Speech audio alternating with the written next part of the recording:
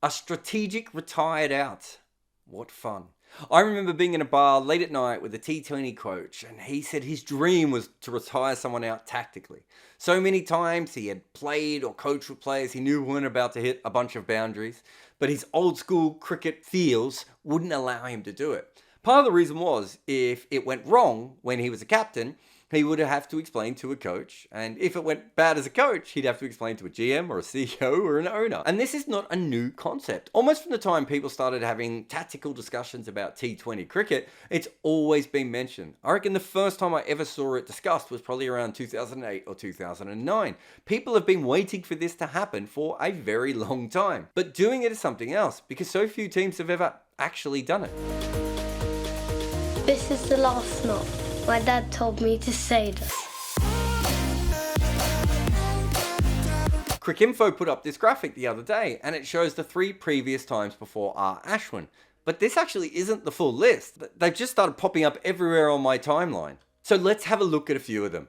The first seems to have been in a women's ODI match, which is probably why a lot of people were overlooking it, because everyone was looking for this in T20 games. But this was a rain-affected match, and the Sri Lankan women got very stuck in their first innings. I don't know how long was left in the innings when it happened because the scorecard isn't complete. But I do know that keeper Delani Manodara was 8 from 39 balls, and they obviously decided that wasn't quick enough. In the end, the West Indies won with 2 wickets in hand and 3 balls remaining. So it kind of went in vain, and maybe she should have retired slightly earlier, but you could certainly see why they were thinking that. Also, as Hypercost points out, the kick in this tail was pretty handy to be keeping them on the bench, as Manodara was, trudging around. In 2018, Aisha Alisa did it for Malaysia after her 13 from 28 wasn't really helping, Malaysia chase Singapore's 127. Sadly, her tactical assignment didn't help that much either, and they lost by 29 runs. In a men's T20 match, there was a game between Belize and Panama where Hal Gillett, which is a great name, opened up and made 8 from 23 before walking off after the 10 overs, with his team only having scored 33 runs at that point. Belize actually made 71 runs in the next 10 overs and would go on to win the game. So Hal Gillett, not just a great name, but a hero of his nation. And if you go back to the Cricinfo list, you'll see slightly different variations. They're not really all tactical retired outs. The first one that they mention is a tour match before a World Cup, where Shahid Afridi was smashing Northants everywhere in a warm-up. As often happens in tour games, he left the field to give someone else a bat. That's not a tactical retired out. His strike rate at that time was 300. That's an old-fashioned, let's let the other guys have a go. But this one from the BPL is fascinating as all hell, because it is kind of a tactical retired out, but again, nothing like we saw with Ashwin. I couldn't find this reported on anywhere, so I ended up asking the Bangladesh cricket writing goat Muhammad Isam what he knew. And he didn't know much either, so he just contacted the player. Being the legend he is, he asked Sunzamal Islam, the hero in question, about what happened. And this is a robot saying his quote. According to the batting lineup, I was supposed to go to bat at the fall of the next wicket. When Malan was run out, natural I got up from dugout. We needed 3 off the last ball. I started walking, crossed the rope, and took about 4 steps when the coach Shoful Islam told me to get back. He said that Mujib should go ahead of me. I think he thought Mujib could get us the bounder off the last ball. I turned around when the 4th umpire stopped me. Where are you going? I said I want T-bat, Mujib is going. He said wait, let me talk to the umpires. They declared that I was out. Mujib walked in and hit the winning runs. It's important to note that Sunzamal can bat. He averages 23 in first class cricket, but his career T20 strike rate is less than a run a ball. But it started over 100 because his first knock he made 31 from 24. That's still his highest score after 76 matches, however. And only twice since has he managed to make his strike rate actually pop back up over a run a ball. So Mujib Al-Rahman was a better option. So much so that he actually hit a boundary and therefore won the game for the Warriors. Sunzamal Islam is a true hero in retiring out before he faced a ball, but it was a fairly comical situation, which is made all the more funny when you look at the scorecard, because it means that 2 balls actually fell on 19.5, and that usually only happens when a road floods or someone is stuck on a plane. By the way, I didn't just say those randomly, those both actually happened. What a fantastic sport we have. So that brings us to our only major retired out in a T20 game, which was an international between the Maldives and Bhutan, where Bhutan batted first, lost both of their openers to ducks, off consecutive balls in the first over, and one of them was a diamond duck. Awesome. They recovered to 40 for 3 when Sonam Tobgay entered the crease. Tobgay has played only 2 T20 internationals and his career strike rate is 64. But he has played a lot more cricket than that. This is his first game on Cricket Archive, and it was an under-17 game against Kuwait, where he scored 5 from 10 balls. Oh, and this game was from 2005. He's been around for quite some time. I went through most of Tobgay's senior and under-19 games, because I'm that kind of person. Here is a gutsy 61 that almost upset UAE under-19s, and he struck at a strike rate of 53.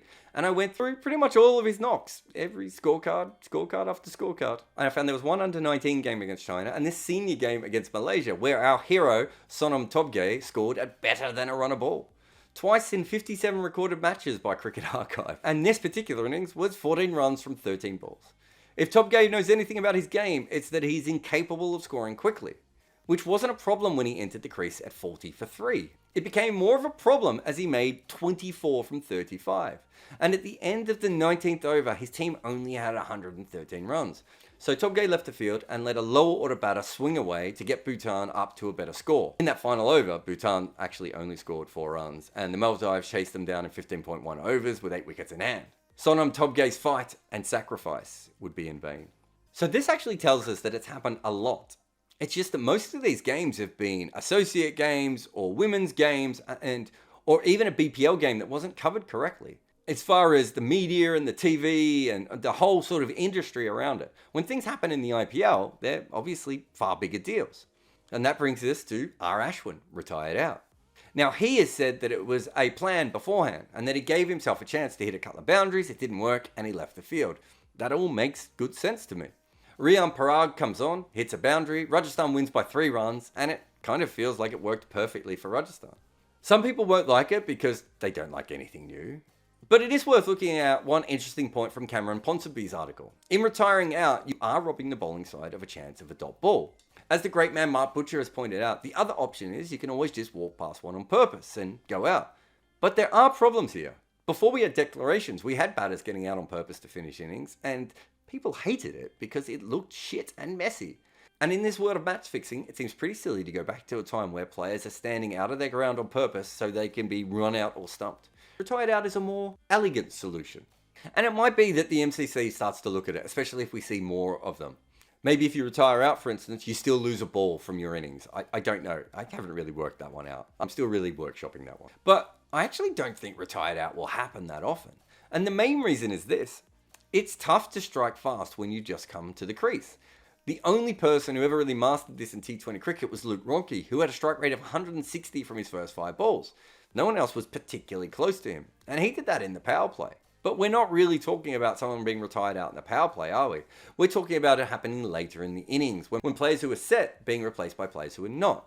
So it was Amol Dacey who gave me info on that players and how fast they started. So I went back to him and I asked, what are the strike rates of players in their first 5 balls, 5 to 10, 10 to 20, and 20 balls plus in the last 6 overs of T20? And you can see that set batters just score far quicker. We all know that. But now we have a graph. But this is important because it's why the situation doesn't actually come up that often. Strike rates usually don't get slower throughout the innings. There is no magic ball mark where batters get tired and start scoring slower. Often, if the overall strike rate gets slower at the end, it's probably something to do with the ball or the pitch.